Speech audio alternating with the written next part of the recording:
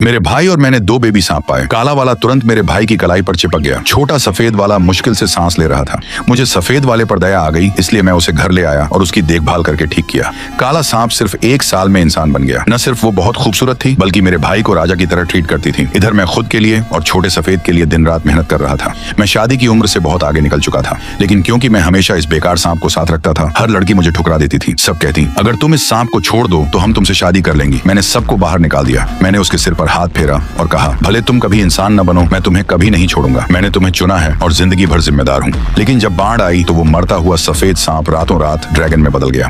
मैंने बाढ़ में उसकी पूंछ पकड़ने की कोशिश की, लेकिन उसने सिर्फ मेरे भाई को सुरक्षित बाहर निकाला। पता चला वो शुरू से ही मेरे भाई पर नजर रखे हुए थी। पता चला उसने काले सांप से बहुत पहले ही ट्रांसफॉर्म करना सीख लिया था। जब मैंने फिर आंखें खोली तो मेरे हाथ में मरता हुआ सफेद सांप था। मैंने उसे बिना हिचकिचाहट के फेंक दिया। मेरे भाई ने कहा, देखो ये छोटा सफेद सांप टॉप क्वालिटी वाला है, ये जरूर एक दिन ऊपर उठेगा। ये तुम्हें स्वर्ग तक ले जा सकता है। तुम्हें पता है 10 साल पहले पड़ोस के गांव के अंकल वांग को भी ऐसा ही एक मिला था, तुम्हारे जैसा ही। जब वो सांप ऊपर उठा तो अंकल वांग को भी साथ ले गया। जब तुम सफल हो जाओगे तो अपने बड़े भाई को मत भूलना। मेरे भाई ने सफेद सांप मेरी हथेली में रख दिया, लेकिन गुजरते हुए गांव वाले चिंता करने लगे। यान जी, तुम बहुत अच्छे हो। सब जानते हैं कि सफेद सांप काले से ज्यादा आसानी से ट्रांसफॉर्म होते हैं। मुई उतना स्थिर और भरोसेमंद नहीं है जितना तुम हो, और तुम्हारी शक्ल भी उससे बेहतर है। हर तरह से देखो, तुम बेहतर हो। मेरे भाई के चेहरे पर एक पल के लिए दर्द आया। फिर उसने जबरदस्ती मुस्कुराते हुए कहा, कोई बात नहीं, मैं बड़ा भाई हूँ, मुझे छोटे भाई की देखभाल करनी चाहिए। मैं चिढ़कर भौहें चढ़ा लिया। जो ध्यान से देखता वो समझ सकता था कि सफेद सांप मुश्किल से जिंदा था, लेकिन काले सांप की आंखें तेज और सतर्क थीं। गांव वाले शायद न जानते हों, लेकिन मेरे भाई को जरूर पता था। ये वाला मेरी पिछली जिंदगी में सबसे ज्यादा ऊपर उठने वाला था।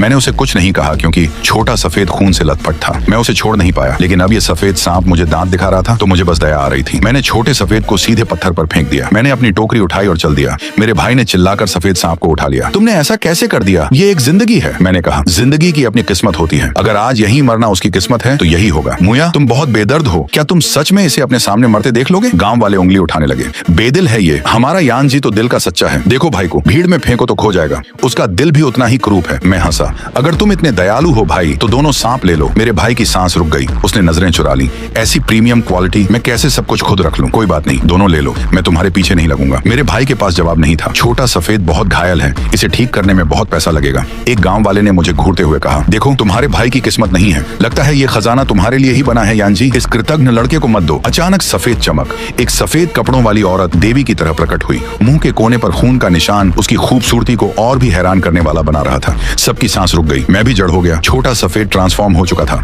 मैंने मुट्ठियां भींच ली। मैंने सोचा था कि मैंने इसे बचाया, इसलिए ये ट्रांसफॉर्म हुआ, लेकिन ये शुरू से ही जानता था। इतने सालों तक ये बस देखता रहा कि लोग मुझे बेकार सांप रखने पर ताने मारते हैं।